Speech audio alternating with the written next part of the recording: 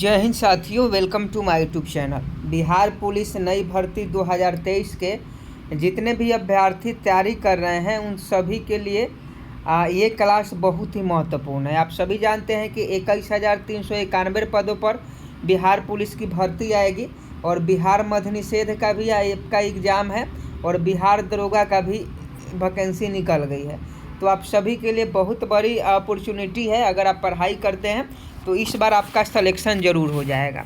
और आज का क्वेश्चन है भारत में यूरोपीय कंपनियों का आगमन, यानी जितने भी हिस्ट्री के महत्वपूर्ण क्वेश्चन हैं वो सभी आपको यूरोप से संबंधित लेकर चले आए हैं। तो आप सभी इस वीडियो में शुरू से लेकर अंत तक बने रहिएगा।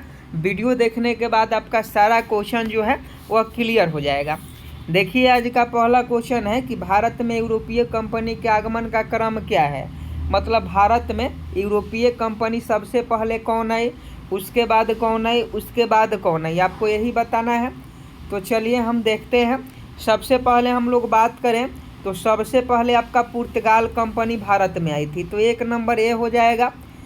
उसके बाद जो है डच आई थी, तो 2 नंबर ए हो जाएगा। डच के बाद अंग्रेज आए थे, तो अंग्रेज 3 नंबर हो जाएंगे। और अंग्रेज के बाद फ्रांसीसी आए थे, तो फ्रांसीसी 4 नंबर हो जाएंगे। मतलब ये लाइन से जो है वो बिल्कुल करेक्ट है। तो 1, 2, 3, 4 किस में है, तो ऑप्शन सी में है। तो ऑप्शन सी आपका बिल्कुल राइट आंसर हो जाएगा। भारत में पहले पुर्तगाली आया था, उसके बाद डच, उसके बाद अंग्रेज, उसके बाद फ्रांसीसी। तो ये भारत में यूरोपीय कंपनी के आगमन का क्रम है, जो आपका ऑप्शन सी बिल्कुल राइट आंसर हो जाएगा। नेक्स्ट प्रश्न 2 का सही जवाब बताएं। भारत के लिए यूरोपीय कंपनियों की स्थापना का क्रम समय क्या है, आपको बताना है। भारत के लिए यूरोपीय कंपनियों की स्थापना, मतलब भारत में सबसे पहले किस कंपनी की स्थापना हुई थी, ये बताना है। तो देखिए, इसका सही जवाब, सबसे पहले भारत में पुर्तगाली आते हैं, तो सबसे पहले पुर्तगाल की कंपनी की स्थापना होती है। उसके बाद जो है डच आते हैं, लेकिन डच किसी भी कंपनी की स्थापना नहीं करते हैं। पुर्तगालियों के बाद अंग्रेज जो थे वो आपका कंपनी की स्थापना किया। तो ये आपका 2 नंबर 3 नंबर हो जाए, 2 नंबर हो जाएगा, ये फिर 3 हो जाएगा और ये 4 हो जाएगा। तो यानी ऑप्शन बी आपका बिल्कुल करेक्ट हो जाएगा। नेक्स्ट प्रश्न का सही जवाब बताए। 3 नंबर, पुर्तगालियों ने अपनी पहली कोठी कहाँ स्थापित की। 3 नंबर प्रश्न का सही जवाब बताए कि पुर्तगालियों ने अपनी पहली कोठी कहाँ स्थापित की। तो 3 का अगर आप ऑप्शन ए कोचीन बता रहे हैं तो आपका बिल्कुल राइट आंसर है।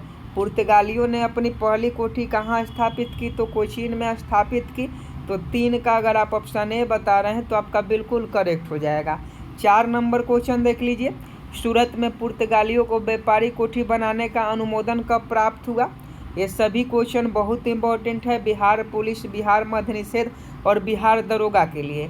तो 4 का सही जवाब बताएं कि सूरत में पुर्तगालियों को व्यापारी कोठी बनाने का अनुमोदन कब प्राप्त हुआ। तो 4 का अगर आप ऑप्शन है 1539 बता रहे हैं तो आपका बिल्कुल राइट आंसर हो जाएगा। सूरत में पुर्तगालियों को व्यापारी कोठी बनाने का अनुमोदन कब प्राप्त हुआ, तो 1539 में प्राप्त हुआ। आगे देखिए, 5 नंबर की ब्लू वाटर पॉलिसी कौन से कौन संबंधित है। 1 नंबर का क्वेश्चन है, अगर आप याद करते हैं तो फटाफट 5 का सही जवाब बताएं कि ब्लू वाटर पॉलिसी से कौन संबंधित है। 5 नंबर क्वेश्चन पूछा जाता है। तो ऑप्शन ए अगर अल्मीडा बता रहे हैं तो आपका बिल्कुल राइट आंसर है। क्वेश्चन अगर पूछे ब्लू वाटर पॉलिसी से कौन संबंधित है, तो अल्मीडा संबंधित है। तो 5 का ऑप्शन ए बिल्कुल करेक्ट हो जाएगा। 6 नंबर क्वेश्चन का सही जवाब बता। भारत में पुर्तगाली शक्ति का वास्तविक संस्थापक कौन था। 6 का सही जवाब बता कि भारत में पुर्तगाली शक्ति का वास्तविक संस्थापक कौन था। तो देखिए, अगर अल्बुकर्क बता रहे हैं ऑप्शन बी, तो आपका बिल्कुल करेक्ट है। भारत में पुर्तगाली शक्ति का वास्तविक संस्थापक कौन था, अल्बुकर्क था। तो 6 का अगर आप ऑप्शन बी बता रहे हैं तो आपका बिल्कुल करेक्ट है।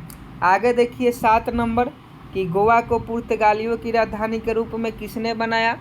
7 का सही जवाब बताएं कि गोवा को पुर्तगालियों की राजधानी के रूप में किसने बनाया। तो 7 नंबर अगर आप ऑप्शन है नीनो डी कुन्हा बता रहे हैं तो आपका बिल्कुल सही जवाब है। ये ऑलरेडी क्वेश्चन पूछा गया है कि गोवा को पुर्तगालियों की राजधानी के रूप में किसने बनाया, तो नीनो डी कुन्हा ने बनाया। तो 7 का अगर आप ऑप्शन ए बता रहे हैं तो 7 का ऑप्शन है बिल्कुल करेक्ट है। आगे देखिए 8 नंबर कि भारत के साथ व्यापार के लिए सर्वप्रथम संयुक्त पूंजी कंपनी किन लोगों ने प्रारंभ की। देखिए हिस्ट्री का बहुत ही इम्पोर्टेंट क्वेश्चन है, तो आप सभी सही जवाब देने का प्रयास कीजिए और 8 का सही जवाब बताएं। 8 का अगर आप ऑप्शन ए डच बता रहे हैं तो आपका बिल्कुल राइट आंसर है। भारत के साथ व्यापार के लिए सर्वप्रथम संयुक्त पूंजी कंपनी डच ने प्रारंभ की। तो 8 का अगर आप ऑप्शन ए बता रहे हैं तो आपका बिल्कुल सही जवाब है। 9 नंबर क्वेश्चन देख लीजिए, किस मुगल सम्राट के काल में English east India company Bharat में सर्वप्रथम कारखाना स्थापित किया। ये क्वेश्चन कई एग्जामों में पूछा गया है और आगे भी पूछा जाएगा, इसलिए आपको यह याद रखना होगा कि किस मुगल सम्राट के काल में इंग्लिश ईस्ट इंडिया कंपनी ने भारत में सर्वप्रथम कारखाना स्थापित किया।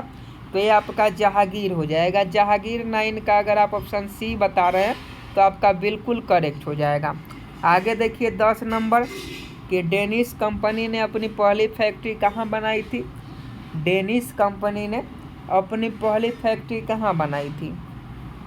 तो 10 का अगर आप ऑप्शन डी तंजौर बता रहे हैं तो आपका बिल्कुल राइट आंसर है तंजौर।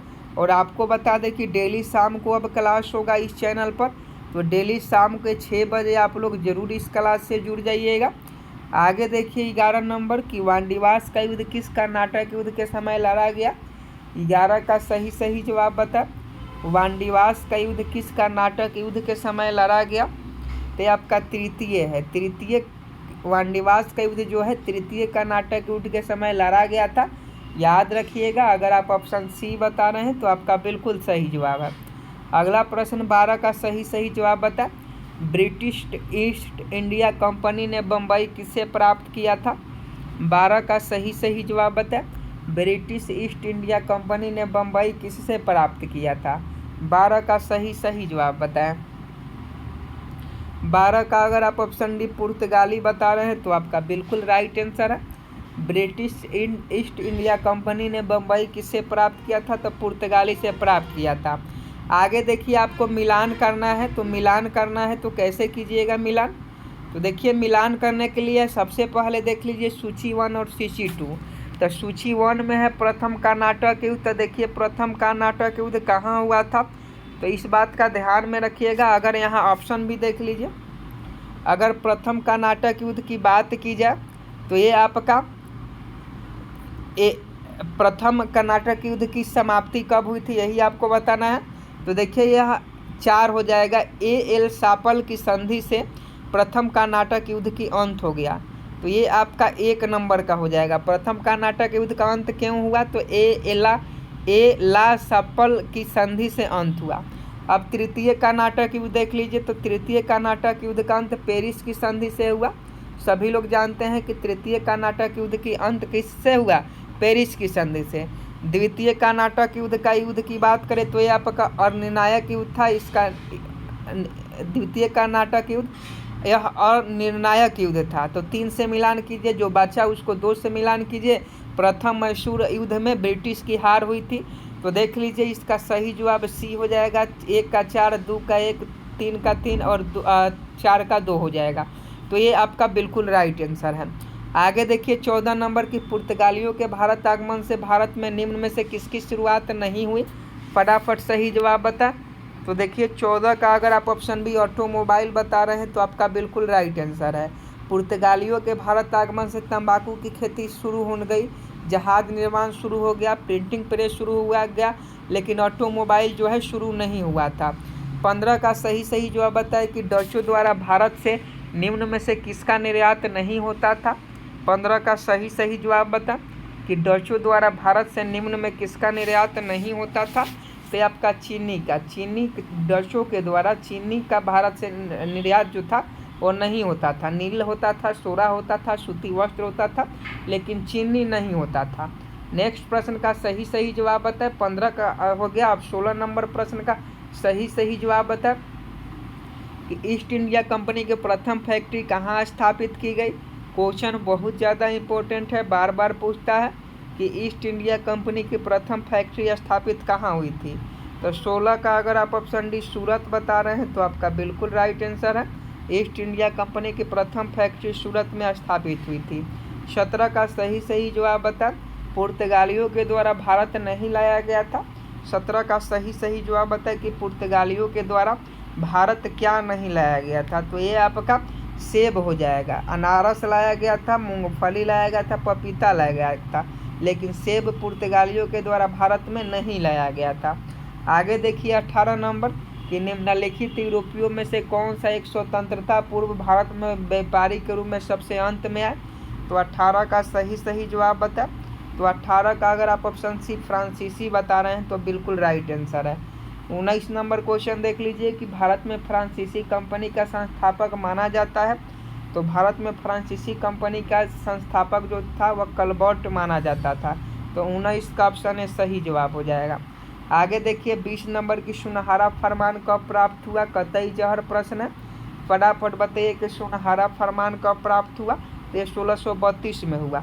तो आज के लिए इतिहास के 20 क्वेश्चन, ये टॉप हिस्ट्री के क्वेश्चन थे। भारत में यूरोपीय कंपनी का आगमन से संबंधित 20 क्वेश्चन थे। इसमें से 1 से 2 क्वेश्चन आपके एग्जाम में देखने को मिल सकते हैं, इसलिए आप सभी इस क्वेश्चन को याद रखिएगा। और डेली आपको अलग अलग टॉपिक से 20 क्वेश्चन जो इम्पोर्टेंट होंगे वह इस पर लाएंगे शाम 6 बजे। तो आप किसी भी एग्ज़ाम की तैयारी कर रहे हो तो शाम 6 बजे को ज़रूर जुड़े। जय हिंद, जय भारत।